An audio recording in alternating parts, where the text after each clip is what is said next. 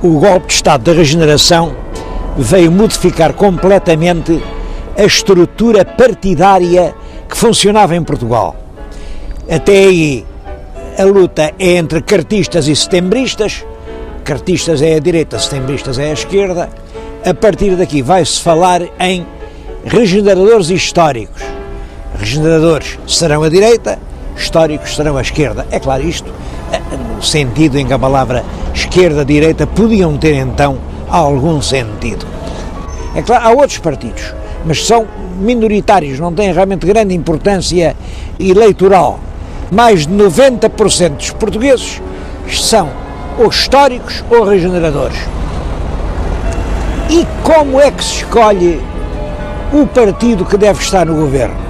O rei escolhe o chefe de um partido e manda-o formar governo.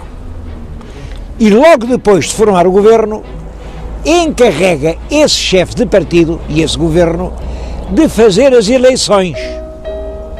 Claro que, como quem faz as eleições ao governo, o governo ganhava sempre as eleições. Essa situação deu até origem a uma poesia humorística do grande poeta João de Deus. Há entre el rei e o povo, por certo, um acordo eterno. Forme el rei, governo novo. E logo o povo é do governo, por aquele acordo eterno que há entre el rei e o povo. Graças a esta harmonia, que é realmente um mistério, havendo tantas fações, o governo, o ministério, ganham sempre as eleições.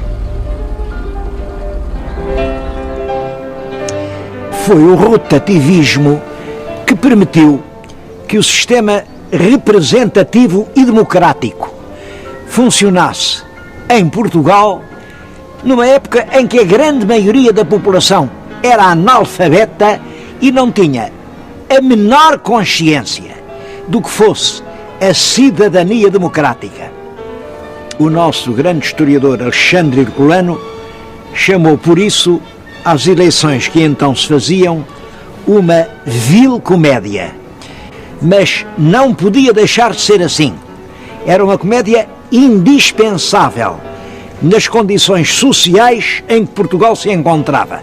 No fundo, tratava-se de adaptar instituições de países progressivos, onde já tinha havido a Revolução Industrial e que tinha uma forte burguesia, a um país que permanecia essencialmente rural e inculto. Mas a verdade é que Portugal estava na Europa e não podia deixar de adotar figurinos europeus. Só uma educação progressiva de todos os estratos da população e o fomento da consciência cívica, isto é, dos direitos e deveres de cada indivíduo como cidadão, como membro de um conjunto, tornava possível um voto consciente e livre, que se baseie na nossa própria opinião e não na ordem dada pelo cacique, para o qual se trabalha e do qual, portanto, naturalmente, depende o pão que cada um come com os seus filhos. Dona Maria II foi responsável pelos destinos políticos do seu país durante um período extremamente difícil. A rainha foi muito aconselhada pelo marido, Dom Fernando de Saxe-Coburgo-Gotha. Foi ele o construtor deste castelo-palácio da Pena, que é nitidamente germânico. Já no século XIV, aqui, nestes picos rochosos, havia ermidas e frades. O rei Dom Manuel I andava por aqui quando viu ao longe virem as naus de uma armada, a armada que vinha da Índia. Era em 1502. Era a segunda armada da Índia. E ele tão contente ficou que fez uma promessa: vou mandar aqui construir um mosteiro, e mandou.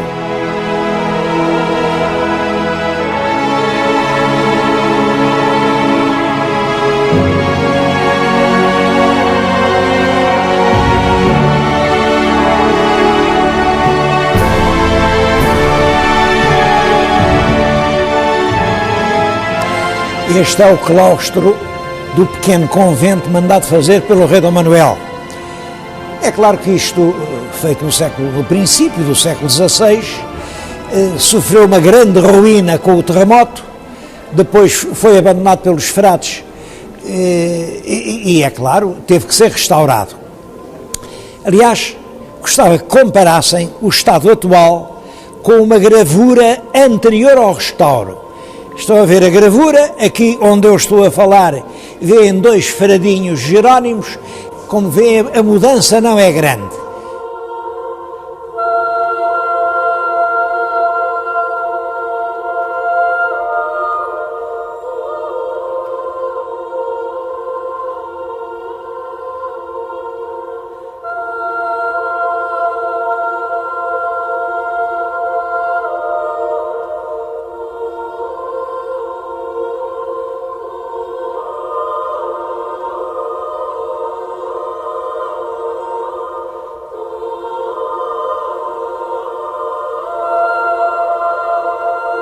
Os frades foram expulsos em 1834 e todo o convento estava a cair em ruínas quando um marido da rainha Dona Maria II, o Dom Fernando, comprou isto e resolveu transformar o que restava do convento num palácio. A igreja ele restaurou-a, por exemplo, aquele vitral foi ele quem o mandou fazer na Alemanha e é uma glorificação do rei Dom Manuel. Veio aqui o rei Dom Manuel I, está exatamente assim a segurar o conventinho da Pena, como ele era antes das obras. Além vê-se o Vasco da Gama que regressa da Índia, estão os navios ao fundo, em cima é Santa Maria e São Jorge, e mais em cima ainda são as armas, a heráldica da Casa de Saxe, Coburgo-Gotha, e da Casa de Portugal. É impressionante como um príncipe nascido na Alemanha, que de Portugal, com Portugal não tinha nada a não ser ter casado com a nossa rainha, presta esta homenagem às navegações portuguesas. E como veremos, todo o palácio é uma homenagem a Portugal e à sua expansão no mundo. Mas aqui na igreja, o mais importante é o retábulo de alabastro de Mestre Nicolau de Chantrenne.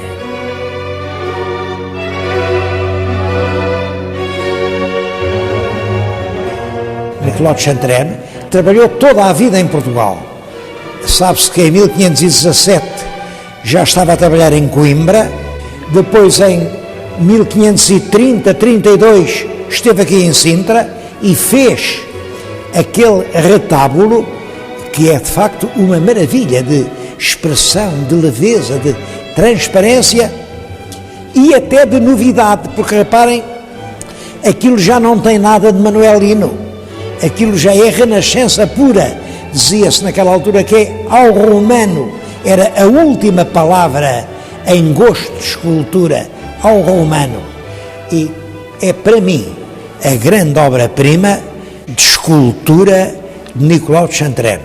Por exemplo, em Évora há imensas coisas dele, mas talvez nunca tenha feito nada tão leve, tão espiritual, tão delicado como este retábulo no conventinho da Pena.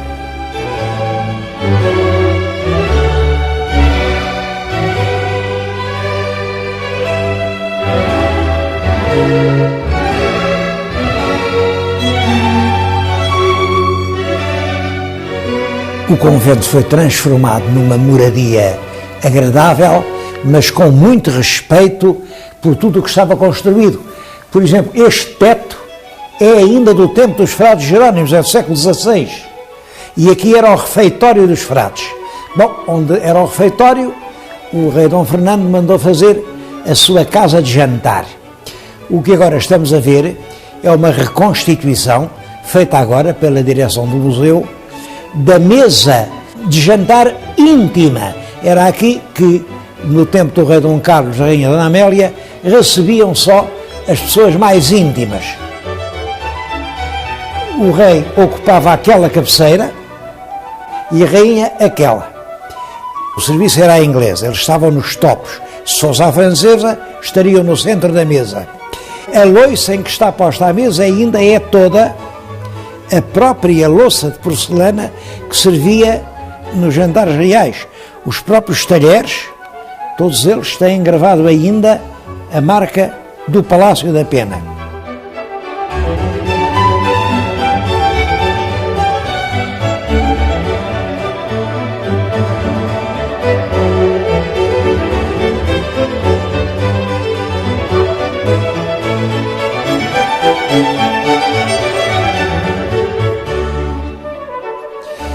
Esta dependência era uma pequena antecâmara onde hoje se reúnem objetos de porcelana de Saxe.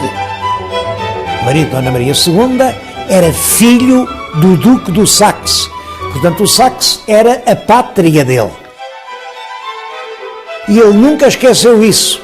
Durante toda a vida ficou muito ligado à pátria onde tinha nascido e foi colecionando objetos vindos de lá.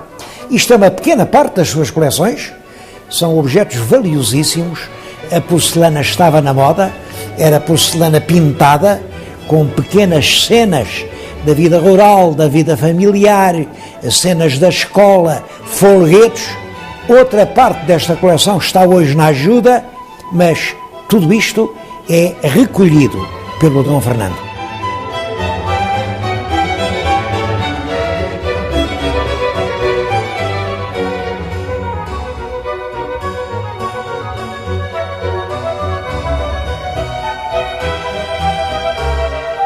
Esta era a sala do álbum, porque era aqui que havia o livro de honra que era assinado pelos visitantes do palácio no tempo do rei Dom Fernando. É uma sala notável, sobretudo pela pintura das paredes. As pinturas das paredes, em trompe-l'œil, para dar a ilusão óptica disto continua em claustros e que tem relevos que realmente não tem. Isto são paredes lisas, mas é realmente uma obra-prima de trompe-l'œil. Por outro lado, reparem o rosto orientalizante. Além estão as armas da Rainha de Portugal e Dom Fernando. Daquele lado estão as armas fantasiosas, 2 quartos crescentes, do imaginário príncipe norte-africano, aqui em frente das armas dos reis de Portugal.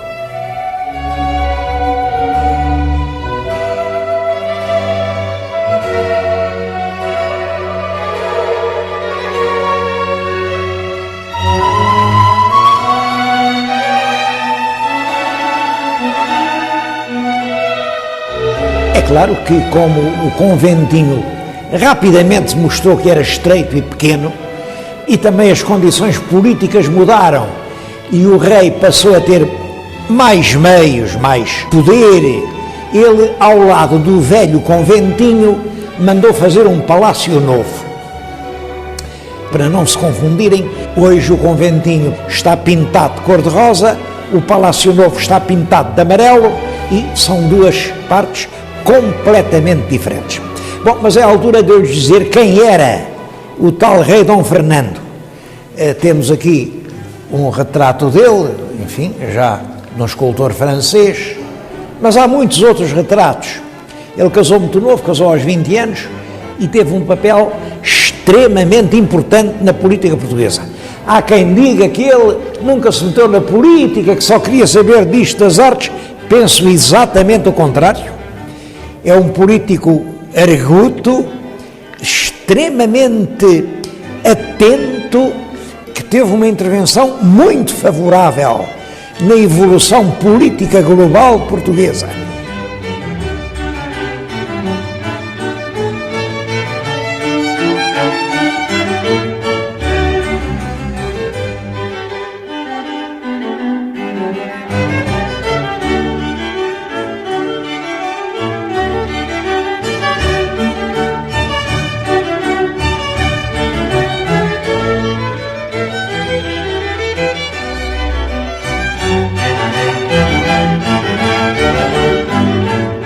O Palácio Novo já tem características completamente diferentes. Reparem que esta sala tem outras dimensões. Era a sala dos embaixadores, a sala dos atos mais solenes. O projeto é de um alemão, do barão d'Eschwege, mas a decoração é inteiramente do rei Dom Fernando.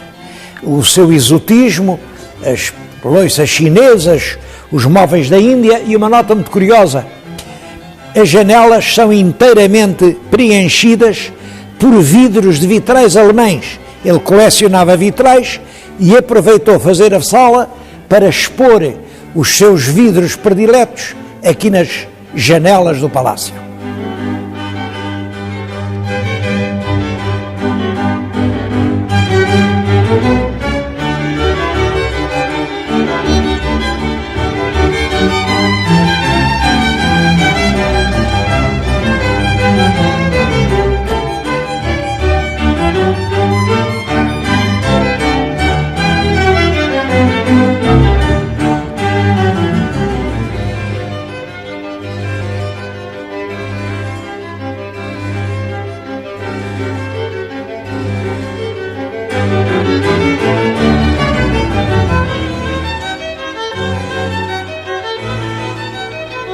Mas quem visita um palácio destes gosta sempre de dar uma espreitadela na cozinha.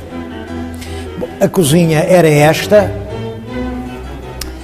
Uma parte do trem, reparem, tem esta marca. São as armas da Casa Real.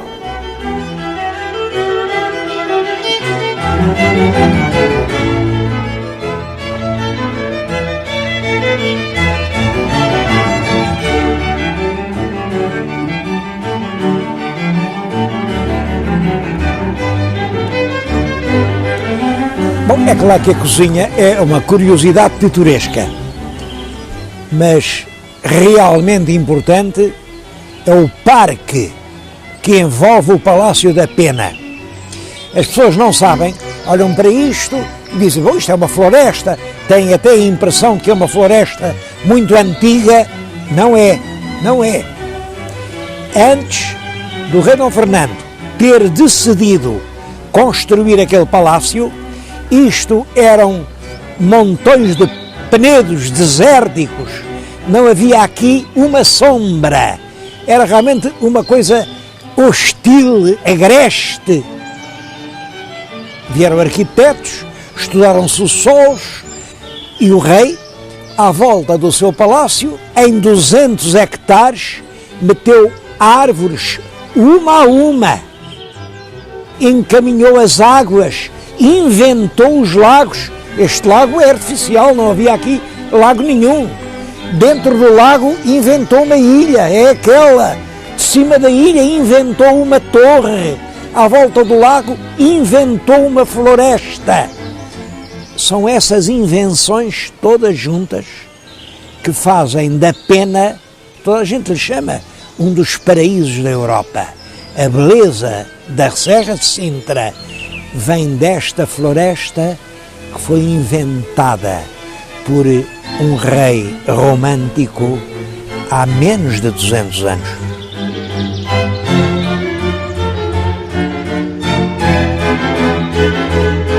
A rainha Dona Maria morreu muito nova. Ela morreu em 1853 com 34 anos, no parto do 11º filho. O filho mais velho, Dom Pedro V, tinha apenas 16 anos. Ora bem, a Carta Constitucional dizia que ninguém pode reinar antes de ter 18 anos. Portanto, foi preciso designar um regente. E o regente, é claro, foi o pai do rei, o tal Dom Fernando de Saxe-Coburgo-Gotha. Dom Pedro V só veio a ser aclamado quando fez 18 anos, em 1855. Entretanto, andou a viajar pela Europa e a aprender.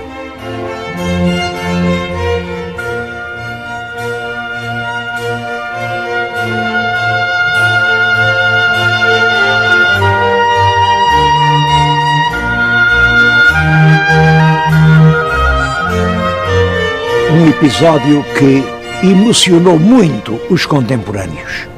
No ano de 1857, quando o rei tinha 20 anos, uma terrível epidemia de febre amarela assolou os bairros de Lisboa e fez milhares de mortos. Toda a gente que tinha um parente na província ou algum dinheiro para se meter no comboio e fugir, fugiu ao contágio pestífero. Mas El Rei não fugiu, ficou em Lisboa. E não só ficou em Lisboa, como foi visitar os hospitais onde estavam os agonizantes. Apertava-lhes a mão, desejava-lhes as melhoras, despedia-se até ao dia seguinte e deixava-os morrer na ideia de que El Rei de Portugal os tratava como irmãos. E ficou, na opinião do seu tempo, considerado uma espécie de rei perfeito, o príncipe ideal e generoso, em cujo culto e saudade se uniram os portugueses de todas as correntes. Bom, e realmente é certo que esse jovem deixou escritos que mostram que era uma pessoa inteligente, com um forte sentido de responsabilidade do Estado e um intenso desejo de progresso e de justiça. Mas é claro, ele reinou pouco tempo. Reinou apenas 6 anos, porque morreu aos 24 anos, vitimado por um tifo. E sucedeu-lhe no trono o irmão mais novo, Dom Luís, um príncipe que não tinha sido preparado para essas tarefas. Olha, ele andava no mar a comandar um navio, porque ele era oficial de marinha, quando recebeu pelo telégrafo a notícia de que o irmão tinha morrido e agora era ele o rei de Portugal. O longo reinado de Dom Luís, que vai de 1861 a 1889, portanto dura 28 anos, foi uma das épocas de mais rápido e constante desenvolvimento do nosso país. O rei, segundo a ideia do tempo, não intervinha nas questões de governo. Era o símbolo da nação, cumpria as suas obrigações constitucionais, mas entendia que isso de governar, de intervir concretamente na decisão dos problemas, isso não era com ele, isso era com o governo. A verdade é que verificaram-se progressos enormes. São do tempo de Dom Luís coisas que nós habituámos-nos a ver e nem perguntamos quando começaram. Por exemplo, as praias de banhos, os hotéis das termas, os grandes jornais como o Diário de Notícias, o Século, é também dessa altura progressos industriais. Nasce a CUF. A CUF foi durante muito tempo o grande polo industrial português. Fundam-se instituições, por exemplo, a Sociedade de Geografia de Lisboa, como o Ateneu Comercial de Lisboa, o Ateneu Comercial do Porto. É durante esse tempo que se publicam as obras principais de Júlio Diniz, de Antero do Quental, de Oliveira Martins, do Teófilo Braga, que é o introdutor do positivismo em Portugal, de Essa de Queiroz. Esta era a casa, a verdadeira casa do Essa de Queiroz em Lisboa. É o Grêmio Literário. Fica aqui no Chiado, na Rua Evans. Ele vinha para aqui. Esta é a mesa onde ele escrevia aos seus amigos. Chegava à noite, sentava-se nesta cadeira, a esta mesa, tirava aqui o papel desta gaveta, e era aqui, com aquela letra comprida, rápida, que ele escrevia aos amigos. Ele chamava ao Grêmio Literário a sua quinta no Chiado. Daqui a pouco vamos ver a quinta. Bom, e aqui passam-se muitas coisas importantes da sua vida. Era a única casa onde ele se sentia bem, porque aqui só tinha amigos.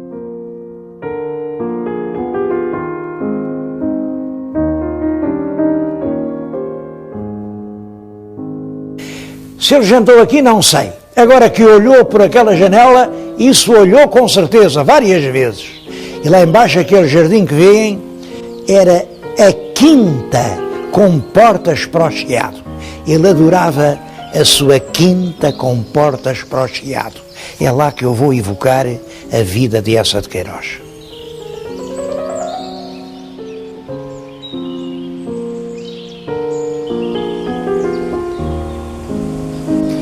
Foi aqui, neste pequeno jardim, que Eça de Queiroz passou longas horas, naquelas suas vindas a Lisboa, vindas de muitos meses, e vinha para aqui, estava rodeado de amigos e ele sentia-se bem aqui, porque era amado, era recebido, era querido por todos.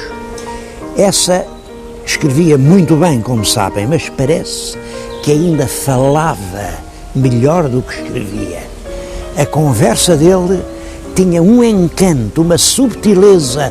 As pessoas que o ouviam esqueciam-se, e era só ele com uma voz mansa e branda, suave, infinitamente subtil, mas infinitamente carinhosa, que falava, as pessoas perdiam-se a ouvi-lo.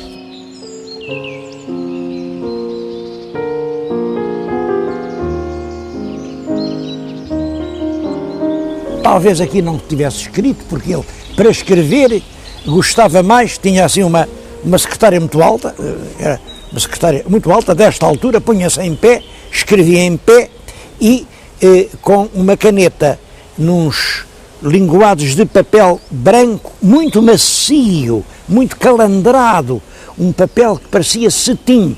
A pena deslizava rapidamente. Bom, e depois ele aperfeiçoava muito, muito essa prosa que escrevia. Prosa que, como todos sabem, foi a mais bela prosa que se escreveu em Portugal durante todo o século XIX. A prosa dessa, o que tem de superior é que é a prosa de um homem extremamente inteligente. Em essa, o lado cerebral, uma visão superior que o coloca muito acima das nossas pequenas divisõezinhas. Essa nunca foi político. Eu sei que os nossos críticos têm se esforçado muito para dizer, não, ele era daqui, não, senhor, era daqui. Oh, senhores, aceitem a lição de inteligência do Eça. O Eça não era de cá nem de lá, era um homem de cima. Ele compreendia e escrevia, e em tudo o que ele escreve há um dom de generosidade. É um homem que ama sem o confessar e corrige sem ofender. É um espantoso prosador. É claro que na primeira fase do Eça, o Eça tem duas fases nitidamente, e é um facto que marca uma da outra. É o Eça solteiro, o Eça que não teve mãe, não teve lar, não teve família, e portanto é um homem que não teve aquela moldura humana, aquele casulo de ternura, sem a qual todos nos sentimos enregulados. Ele não teve isso, coitado, não teve. E isso sente-se na vida dele. Sente-se, isso é um traumatismo terrível. Os primeiros escritos dele, eu creio que o Padre Amaro essencialmente reflete de uma maneira transposta e complexa, mas o drama do nascimento dele. É um rapaz que nasceu, imaginem, de mãe incógnita. Mãe incógnita, mas é um absurdo, pois é. É esse absurdo que vai realmente humilhar e ofender e magoar profundamente o Eça até ao casamento.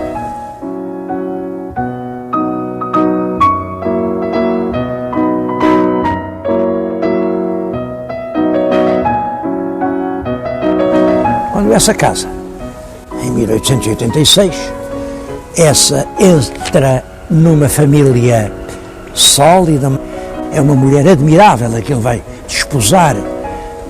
Emília de Castro é filha do conde de Rezende e é irmã de um rapaz que ele tinha conhecido no colégio do Lapa, no colégio do Porto, e que ficou amigo dele para toda a vida. Bom, esse casamento, essa entrada numa família em que há sentimentos, há valores, há estima, há respeito, falo, de certo modo, passar a ver o mundo de outra maneira. Até ao casamento, ele escreve as farpas, escreve o Padre Amaro, escreve o Primo Basílio, escreve o Conde de Abranhos, escreve o Mandarim. Depois das farpas, ele publica os Maias, que já são muito mais serenos, A Cidade e as Serras, A Casa de Ramires, A Vida dos Santos, O Suave Milagre. É realmente um molusco a quem tinha sido roubada a concha, reencontra a concha que lhe restitui a alma. São os dois grandes períodos da vida do Bessa de Queiroz.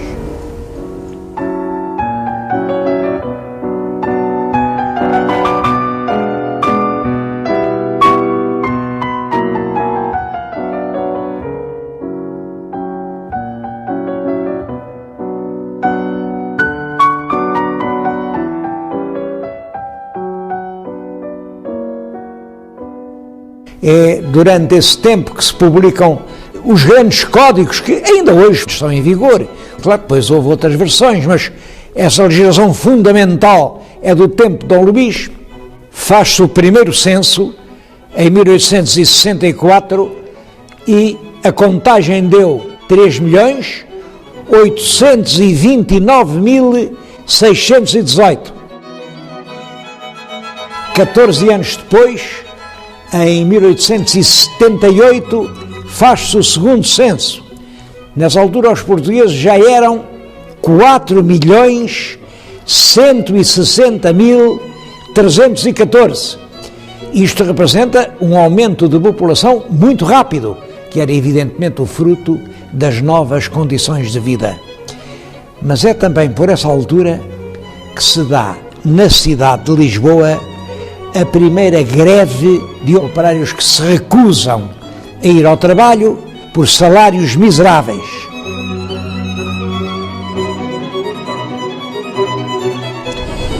Este último episódio revela que se estava a formar, especialmente nas cidades, uma nova classe social. Uma classe formada por operários, por empregados das Carris, por tipógrafos, por jornalistas, funcionários da SNOL, professores, os empregados naquelas fábricas cujas chaminés marcavam agora o bairro de Alcântara. Até nos campos a vida estava a mudar. Os proprietários dos campos podiam agora carregar nas estações das suas aldeias e trazer tudo até Lisboa. Os donos das terras assim enriquecem e agora têm dinheiro para mandar os seus filhos frequentar as universidades. Eu penso que essa é a grande revolução portuguesa do século XIX, a revolução do comboio.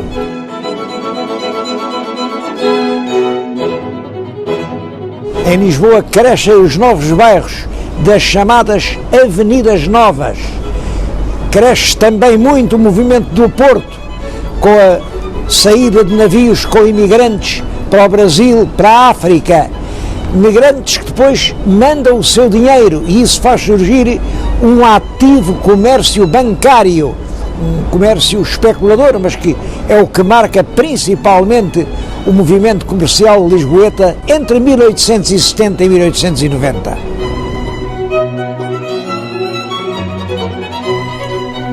Eu estou a falar-lhes no Salão Árabe do Palácio da Bolsa das Mercadorias da Associação Comercial do Porto.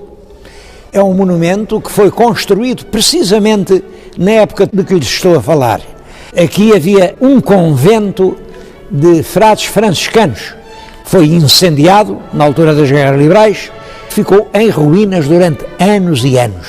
Então os comerciantes do Porto pediram que se lançasse um imposto sobre todas as mercadorias que entrassem na Barra do Porto e esse rendimento seria aplicado inteiramente a fazer um edifício para Bolsa das Mercadorias dos comerciantes portuenses. E assim se construiu este monumento.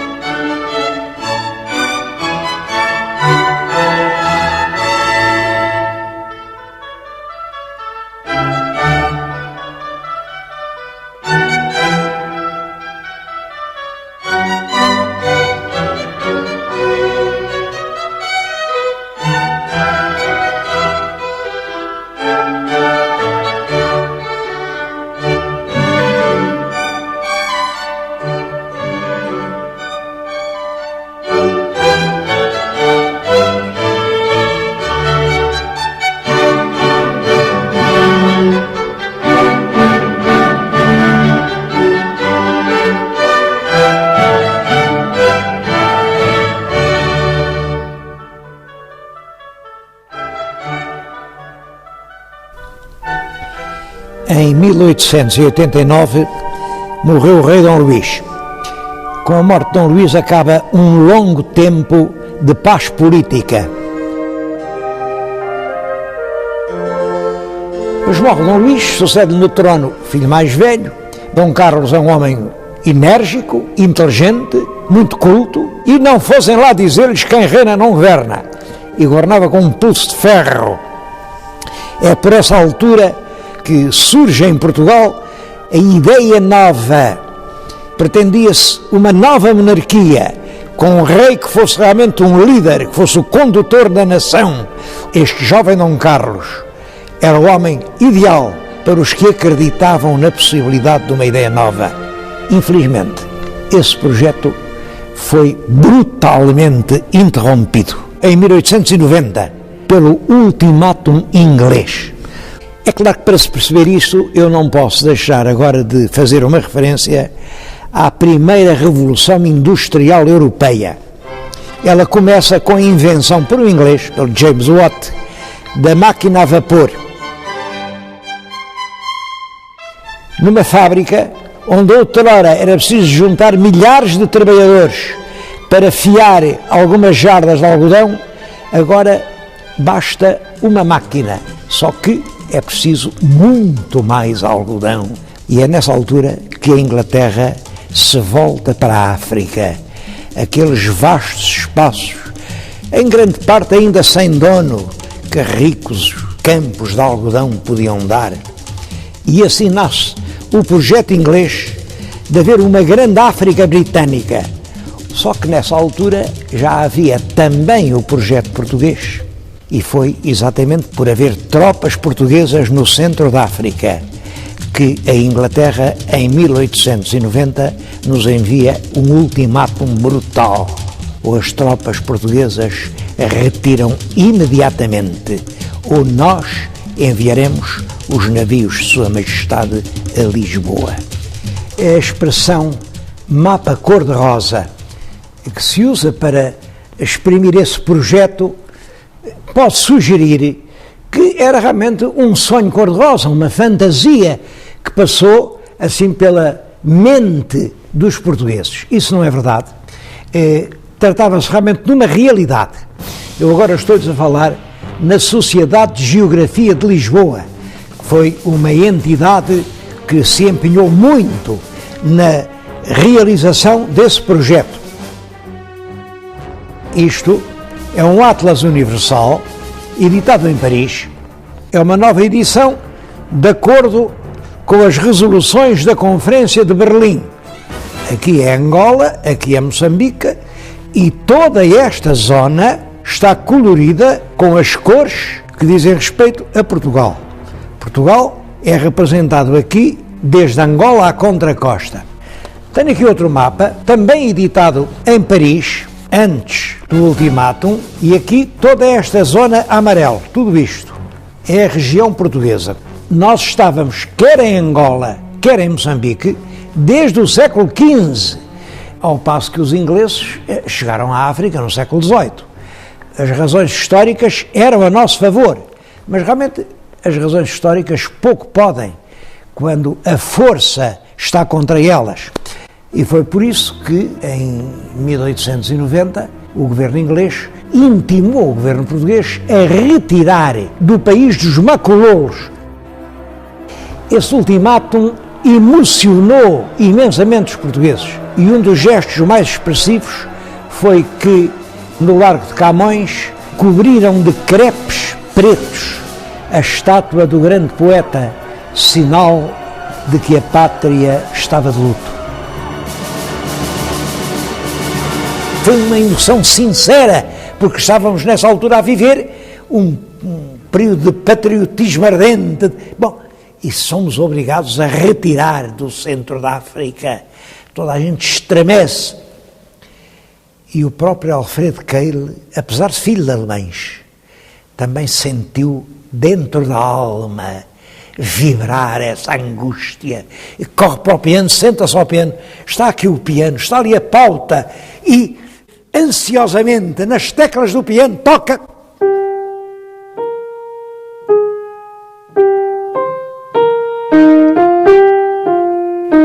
chegou ao fim, leu, ficou entusiasmado. Era um hino empolgante, otimista, carregado de nacionalismo. Levou aquilo a um amigo, o Henrique Lopes de Mendonça, para escrever a letra, porque, claro, fazia a música, mas os dois, sílaba a sílaba, combinaram uma letra.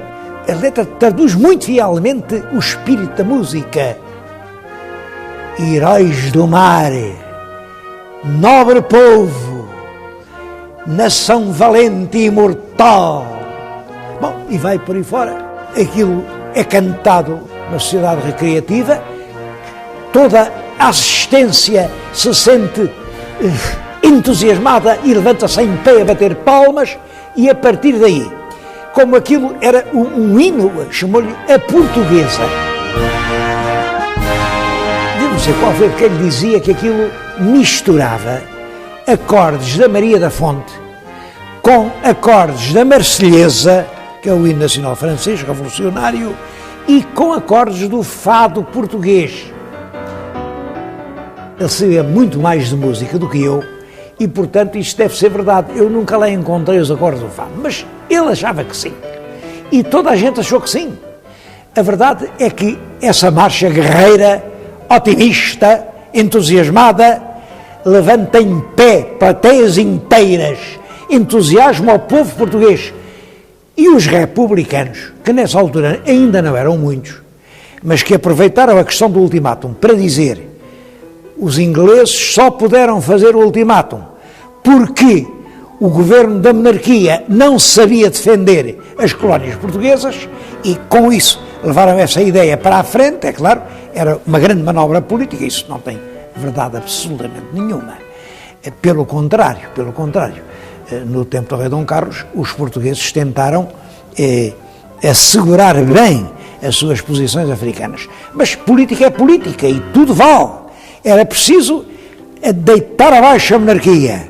Há um verso dessa altura que diz que o governo da monarquia que está a fazer afundar a pique Angola e Moçambique. Imaginem o rei da rima. Moçambique com ir a pique. Estava-se tudo a afundar. Era preciso a república para salvar o ultramar português. E, portanto, sempre que há uma grande festa republicana, toda a gente canta a plenos pulmões, com um entusiasmo imenso, com os olhos brilhantes de esperança, aquele hino do nosso Alfredo Queiro. Bom, e aí, quando há republicanos que cantam a portuguesa, portanto, intervém a Guarda Municipal, dá espadeiradas naquela gente toda, e a certa altura, o hino do nosso bom Alfredo Queiro é considerado como um hino revoltoso, um hino subversivo. A partir deste momento, Alfredo Queiro é inscrito no rol dos malditos, dos que não fazem parte do clã governativo. É dos que não podem passar na portagem que é reservada só a aderentes.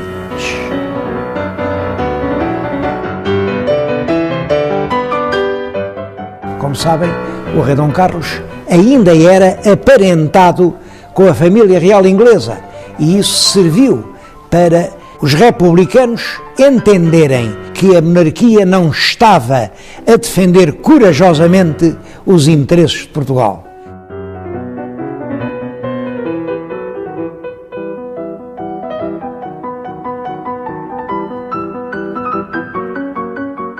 É no dia 31 de janeiro de 1891, portanto, o ano a seguir ao ultimátum, que se dá aqui no Porto uma revolta republicana que é organizada por um jornalista que aliciou muitas praças nas unidades militares e sargentos. Lá embaixo, ao fim desta rua, era a Câmara, proclamaram a República e subiram depois esta rua a cantar a portuguesa. Aqui, onde eu agora estou, estava uma força policial que disparou sobre a multidão que avançava. Houve numerosos mortos. É claro que a Revolução, que não tinha, de facto, organização do resto do país, ficou por aí.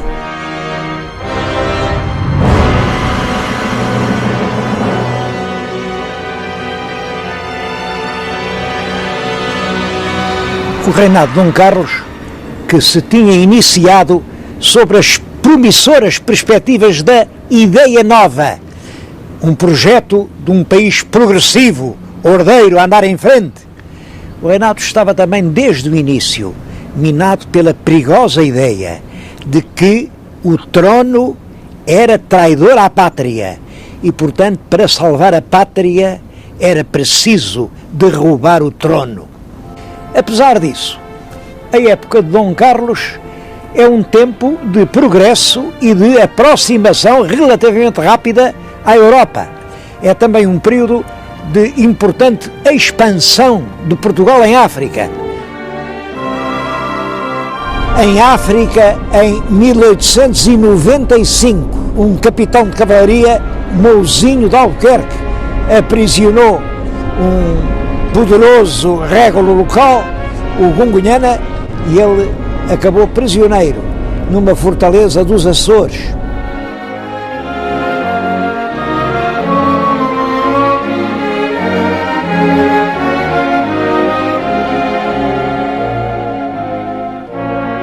Em 1900 o país atinge os 5 milhões de habitantes e representa um crescimento demográfico muito acentuado. É o tempo das escolas primárias por todo o país. É o tempo em que o comboio faz uma rede que cobre o país inteiro. Há uma fase de mudança profunda na sociedade portuguesa. A política dos melhoramentos materiais alterou completamente a face do país. Lisboa atinge nessa altura pela primeira vez os 100 mil habitantes e em 1894 foi inaugurada em Portugal a primeira fábrica de cimento. É exatamente junto dessa fábrica que eu agora lhe estou a falar. O cimento permite uma nova técnica de construção. No ano seguinte, em 95, os engenheiros em Portugal começam a introduzir o ferro na massa do cimento. Cria-se assim o cimento armado.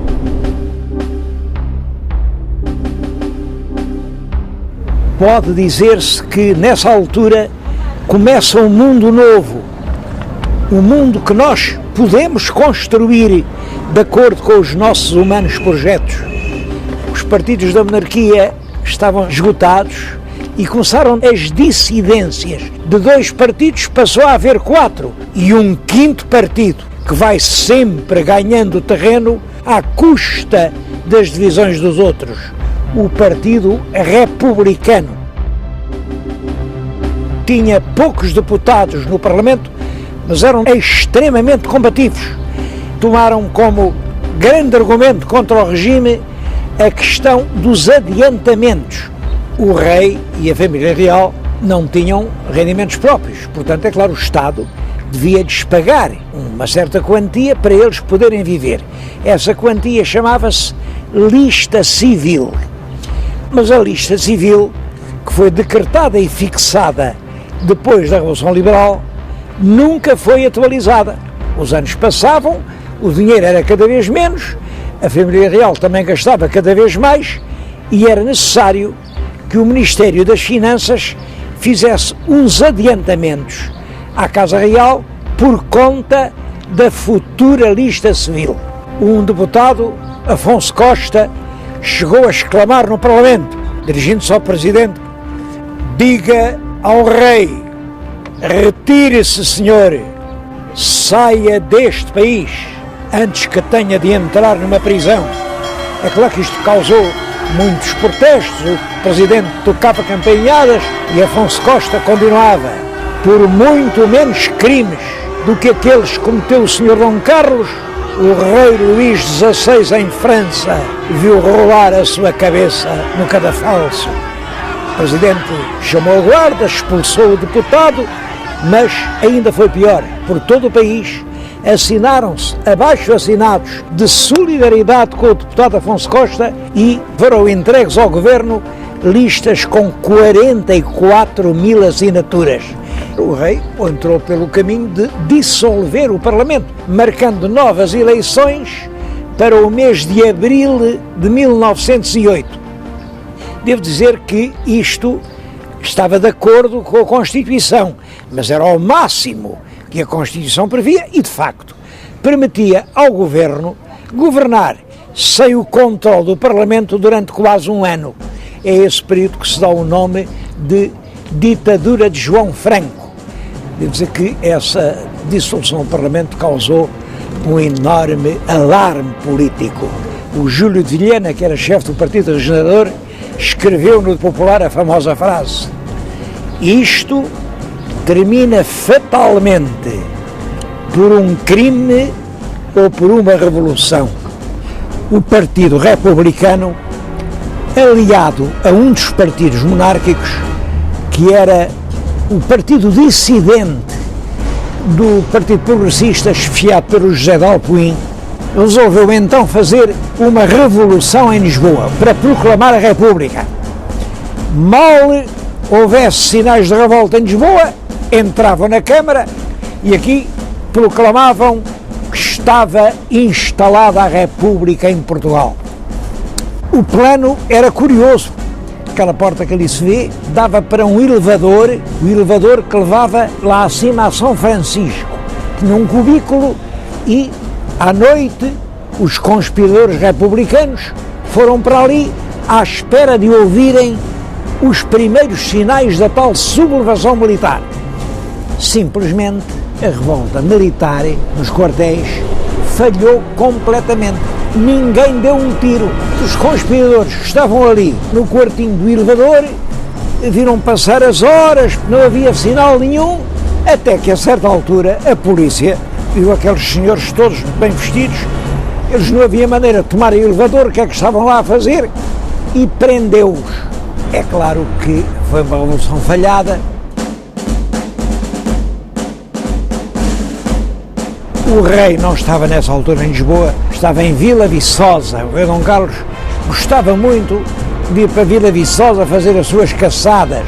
O primeiro-ministro, que era o João Franco, deu-lhe notícias da Revolução Gourada e submeteu à assinatura do rei um decreto-lei que dizia nem mais nem menos que isto: podiam ser deportados para as colónias todas as pessoas que fossem incriminadas por crimes políticos. Portanto, bastava ser acusado do crime, não era preciso ser julgado. Os republicanos contavam sempre com o julgamento, era um pretexto de propaganda. É claro que uma lei destas provocou nos meios republicanos uma indignação enorme. O rei assinou o decreto de boa fé, no dia seguinte regressou calmamente a Lisboa,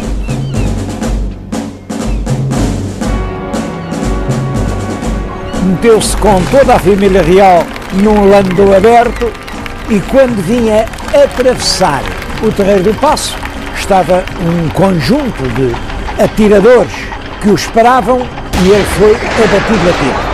Mataram junto com ele o príncipe Dom Luís Filipe e o outro príncipe, mais novo, Dom Manuel, ficou levemente ferido. Esse regicídio representa, no fundo, o fim da monarquia em Portugal. O rei Dom Carlos era realmente um chefe de Estado culto, era ele quem exercia o poder, com ideias modernas, vagamente socialistas, sobre o Estado e sobre a sociedade. Portanto, a sua morte veio abalar profundamente o regime.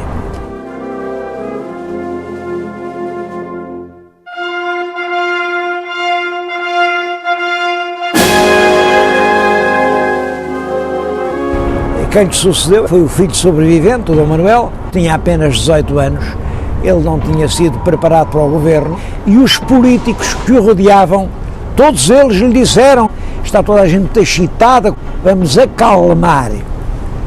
E entra-se numa época política que ficou com o nome de acalmação. Essa política de acalmação também não deu resultado nenhum. Durante 2 anos, o pobre rei Dom Manuel foi forçado a mudar de governo 7 vezes. Havia constantes acusações à monarquia e, ao mesmo tempo, o Partido Republicano todos os dias via crescer as suas forças, porque o país estava desiludido com o jogo dos partidos monárquicos e ansiava por um regime novo. Foi nessa altura que um grande poeta, o Guerra Junqueiro, escreveu: hoje em dia, quem diz pátria, diz república. Não uma república doutrinária, uma república estupidamente jacobina, mas uma república larga, franca, nacional, onde caibam todos os portugueses. Uma república não dos partidos, mas da nação. Era, como veem, uma aspiração generosa, que era realmente comungada por uma parte muito importante do setor da classe média. Eu disse muito importante e não disse muito numerosa propositadamente, porque esse setor estava longe de ser a maioria. Quando se faziam as eleições, via-se que não chegavam sequer aos 10%, mas era o setor mais dinâmico, mais corajoso, mais musculado.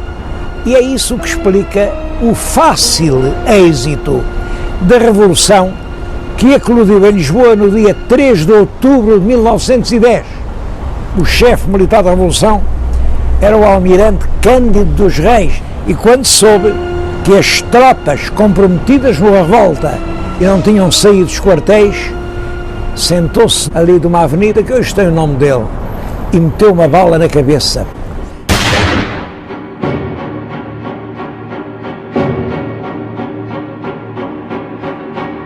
Os civis da Carbonária, esses é que vieram para a rua, quando viram tudo perdido, juntaram-se na rotunda, dispostos a morrer, mas a não se deixar vencer. Estava lá o Machado Santos, que era da Marinha, tinha com ele 9 sargentos e 200 civis.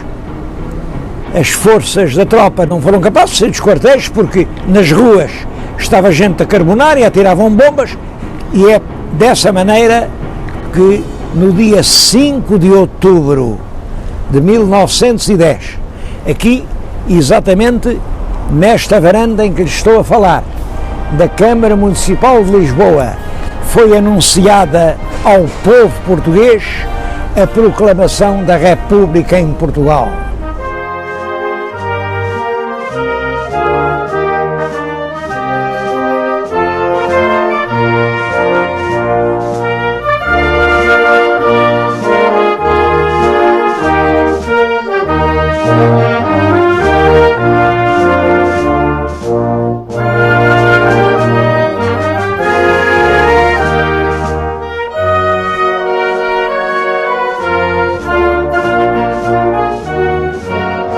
Longe daqui, na Ericeira, o rei e a família real embarcavam em barcos de pescadores, iam para o iate de Dona Amélia, e ainda julgaram que podiam ir para o Porto, mas no caminho o telégrafo tirou-lhes todas as ilusões.